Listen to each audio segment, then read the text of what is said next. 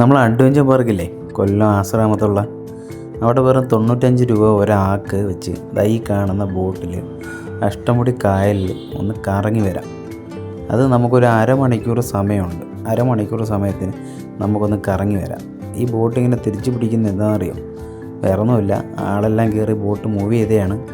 നമ്മളെത്താൻ താമസിച്ചതുകൊണ്ട് തിരിച്ചു കൊണ്ടുവന്നിട്ട് വീണ്ടും നമ്മൾ കയറുകയാണ്. ഈ കാണുന്നതാണ് ബോട്ടിൻ്റെ ആഘോഷം. ഞങ്ങൾ കയറി ഉടനെ ഫ്രണ്ട് സൈഡിലുള്ള സീറ്റൊക്കെ നോക്കി ഇങ്ങനെ കാഴ്ചകളൊക്കെ കണ്ടിരുന്നു. അടുത്തതായി ഞങ്ങൾ പോകുന്നത് ബോട്ടിൻ്റെ മേൽ വശത്തോട്ടാണ്. ഇവിടെ വന്നു കഴിഞ്ഞാൽ നമുക്ക് നല്ല സീനറിയോടൊരു കാഴ്ചകളൊക്കെ കാണാം. ഇവിടെ കയറി വരുന്നിടത്ത് ഇരിക്കാനുള്ള സ്ഥലമുണ്ട്. ഈ കാണുന്ന കുഞ്ഞു സ്റ്റെപ്പ് കയറി നമ്മൾ മേളിലോട്ട് പോയി കഴിഞ്ഞാൽ നമുക്ക് നല്ല കാറ്റും കൊണ്ട് നല്ല വിശാലമായിട്ടിരിക്കാം. ഞങ്ങൾ ചെല്ലുമ്പോൾ ഈ വീഡിയോ കണ്ട അത്രയും ഫാമിലി മാത്രമേ അവിടെ ഉണ്ടായിരുന്നുള്ളൂ. അതായത് ഞങ്ങളൊരു വർക്കിംഗ് ഡേയിലാണ് പോകുന്നത്, ഒരു ഉച്ച കഴിഞ്ഞിട്ടാണ് പോകുന്നത്. ആ സമയത്ത് തിരക്കില്ല കേട്ടോ. ഇയാൾ ബോട്ടിൽ കയറേണ്ട ഒരു സന്തോഷത്തിൽ ഇരിക്കുകയാണ്. അതുകൊണ്ട് ഞങ്ങൾ തൊട്ട് ഫ്രണ്ടിലാണ് കേട്ടോ, മേളിൽ. ഇവിടെ നോക്കി കഴിഞ്ഞാൽ നമുക്ക് നമ്മളെ സ്രാങ്കിനെ കാണാം, അതായത് ബോട്ട് ഓടിക്കുന്ന ആൾ. ഈ പാലം ഏതാണെന്ന് മനസ്സിലായോ? നമ്മളെ MLA മുകേഷ് പകുതി വഴി കൊണ്ട് നിർത്തിയിട്ട് പോയ പാലമാണ് കേട്ടോ. ഈ പാലം തേവള്ള ചെന്ന് മുട്ടുമെന്നൊക്കെ പറഞ്ഞിരുന്നു, പക്ഷെ മുട്ടിയില്ല. പിന്നെ നമ്മളൊരു രാവിലെയോ അല്ലെങ്കിൽ വൈകുന്നേരങ്ങളിൽ വന്നു കഴിഞ്ഞാൽ ഇതുപോലെ മീൻ പിടിക്കുന്നവരെ കാണാൻ പറ്റും. അതായത് വലയിടുന്ന ആൾക്കാർ, വലയിട്ടും ചൂണ്ടയിട്ടും മീൻ പിടിക്കുന്ന ആൾക്കാരെ നമുക്ക് കാണാൻ പറ്റും. പിന്നെ കുറേ ഹൗസ് ബോട്ടുകൾ കാണാൻ പറ്റും. നമുക്ക് ഈ പുള്ളിക്കാരനോട് ചോദിച്ചപ്പോൾ ഇത് കേട്ടോ, ബോട്ടിനകത്ത് ടിക്കറ്റൊക്കെ കീറാൻ വേണ്ടി നിൽക്കുന്ന ആൾ. ഈ പുള്ളിയോട് ചോദിച്ചപ്പോൾ ബോട്ട് ഇങ്ങനെ രാവിലെ ഉള്ളൂ, രാവിലെ അത് നമുക്ക് ഡീറ്റെയിൽ ആയിട്ട് ചോദിച്ചറിയാം എന്താ പറയുന്നതെന്നുള്ളതേ.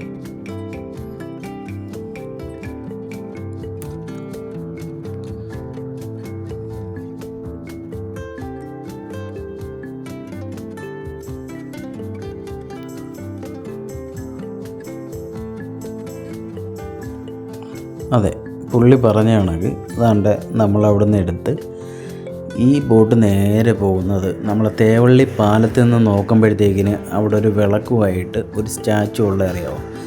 അവിടെ അതുവഴി പോയി റാവിസിൻ്റെ ഫ്രണ്ടിൽ കൂടി കറങ്ങി വരുമെന്നാണ് പറയുന്നത്. നമ്മളതുകൊണ്ട് മേളിൽ നിന്നുള്ള വ്യൂ വിട്ടിട്ട് നമ്മൾ നേരെ താഴോട്ട് ഇറങ്ങി. ഇവിടെ നമ്മളെ പ്രൈവസി കേട്ടോ, ഇവിടെ ആരുമില്ല, നമുക്ക് സ്വസ്ഥമായിട്ട് വീഡിയോ ഫോട്ടോ എന്തെടുക്കാം. ഞാൻ നേരത്തെ പറഞ്ഞ പോലെ ഈ കാണുന്ന സ്റ്റാച്ചുവിൻ്റെ ഫ്രണ്ടിൽ കൂടി ഇങ്ങനെ കറങ്ങി നമ്മളെ റാവിസ് ഹോട്ടലിലെ അതിൻ്റെ ഫ്രണ്ടിൽ കൂടി വരും. ഞാൻ വീഡിയോ കാണിച്ചു തരാം. ഇവിടെ നിന്നൊക്കെ നല്ല നമുക്ക് ഫോട്ടോയോ വീഡിയോ ഒക്കെ എടുക്കാൻ വേണ്ടിയിട്ട് നല്ലൊരു ആംബിയൻസ് ഉണ്ടായിരുന്നു കേട്ടോ. ഞങ്ങൾ ഒരു ദിവസം ഇത് കൂടാതെ വരും, കാരണം ഒരു വീഡിയോ പർപ്പസിനായിട്ട് തന്നെ വരും. ഇത് അപ്രതീക്ഷിതമായിട്ട് എടുത്ത വീഡിയോ ആണ്. ഞാൻ എപ്പോഴും പറയുന്ന കണക്ക് നമുക്കൊരു വീഡിയോ എടുക്കാൻ വേണ്ടിയിട്ടുള്ളൊരു സാഹചര്യം കിട്ടാറില്ല. ഇതുപോലെ വരുന്ന സാഹചര്യത്തിൽ മാത്രം വീഡിയോ എടുത്ത് പോകുന്നതാണ്.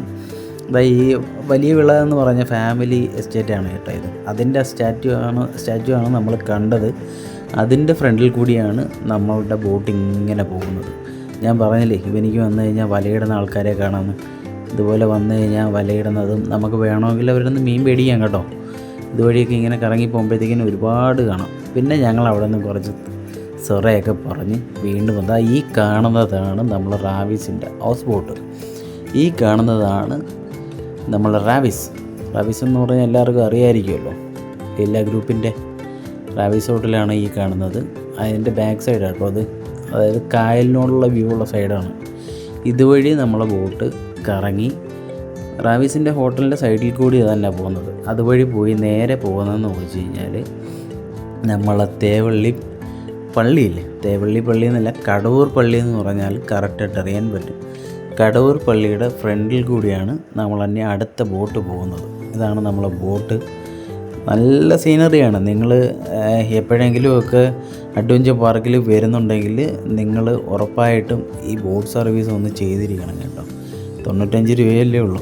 നമ്മളെ എത്രയോ രൂപ നമ്മൾ പാഴാക്കി കളയുന്നു. നമ്മളെ കൊല്ലത്ത് ഇങ്ങനെ ഒരു സംഭവം ഉള്ളപ്പോൾ നമ്മൾ ജസ്റ്റ് ഒന്ന് പോയിരിക്കണം. അതാണ് അതിൻ്റെ ഒരു ഇതാണ്ടേ, ഞാൻ പറഞ്ഞില്ലേ കടവൂർ പള്ളിയുടെ ഫ്രണ്ടിൽ കൂടിയാണ് പോകുന്നതെന്ന്. ഈ കാണുന്നതാണ് കടവൂർ പള്ളി. ഫ്രണ്ടിലല്ല കേട്ടോ, കടവൂർ പള്ളിയുടെ ബാക്ക് സൈഡ് കായൽ വ്യൂ ചേർന്നാണ് നമ്മൾ പോകുന്നത്.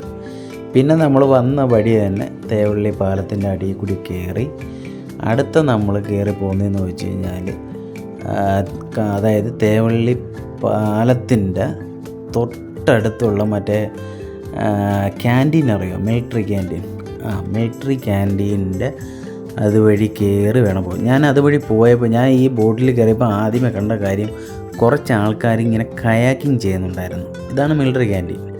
അപ്പോൾ ആ കയാക്കിങ് ഞാൻ വിചാരിച്ചത് അഡ്വഞ്ചർ പാർക്കിൽ കയാക്കിങ്ങിന് ഉണ്ടെന്നാണ്. പക്ഷേ എനിക്ക് തെറ്റിപ്പോയി. ഈ കാണുന്ന ഇവിടെയായിരുന്നു കയാക്കിങ് നടത്തുന്നത്.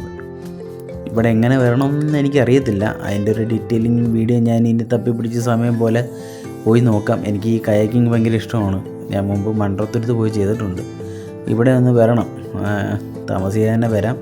പിന്നെ ഈവനിങ് മോർണിംഗ് വന്നു കഴിഞ്ഞാൽ ഇതിനുള്ള ഹൗസ് ബോട്ടുകൾ കാണാം. ഹൗസ് ബോട്ടിനകത്ത് അതിനെക്കാട്ടി ഏറ്റവും അടിപൊളി കാഴ്ച എന്ന് വെച്ച് കഴിഞ്ഞാൽ ഭയങ്കര കാണിച്ചു തരാം.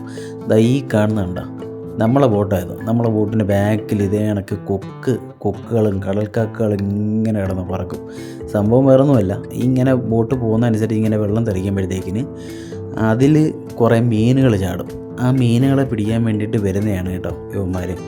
ഈ വെള്ളം പോകുന്നതിനനുസരിച്ച് ഇവിടെ ഇപ്പോൾ ഒരു കടൽക്കാക്ക വരും, അതായത് എരണ്ടെന്ന് പറയുന്ന. ഈ എരണ്ട പറന്ന് വന്ന് ഇപ്പോൾ അതിൽ നിന്നൊരു മീനെ പിടിച്ചുകൊണ്ട് പോകുന്നവരെ അങ്ങ് നമുക്ക് കാണാൻ പറ്റും. സൂക്ഷിച്ച് നോക്കിയാൽ മതി. അതുകൊണ്ട് പിടിച്ചു കഴിച്ചു ഉണ്ടോ. ഇതാണ് ഇവിടുത്തെ പരിപാടി. ഇത് കണക്ക് പല ബോട്ടുകൾ പോകുമ്പോഴും നമുക്ക് കാണാൻ പറ്റും. ഇത് ഞാൻ എൻ്റെ ഒരു ഇത് കാരണം ഞാൻ ഇങ്ങനെ വെച്ച് നോക്കുന്നതാണ് കേട്ടോ, വേറെ ഒന്നും നോക്കണ്ട. അതാണ്ട ഞാൻ നേരത്തെ തേവള്ളി ആ ക്യാൻറ്റീൻ്റെ അടുത്ത് വെച്ച് കയാക്കിങ് എന്ന് പറഞ്ഞില്ലേ, അതാണ്ട് ഇവിടെ കുറച്ച് കൊച്ചു മക്കളുമാർ ഇങ്ങനെ പോകുന്നുണ്ട്. ഇവരവിടെ കയാക്കിങ് ചെയ്യുന്നുണ്ട്. എനിക്ക് തോന്നുന്നു ഇവർ അവിടെ NCCയിൽ അങ്ങനെ ഉള്ള പിള്ളേരായിരിക്കും എന്ന് തോന്നുന്നു കേട്ടോ.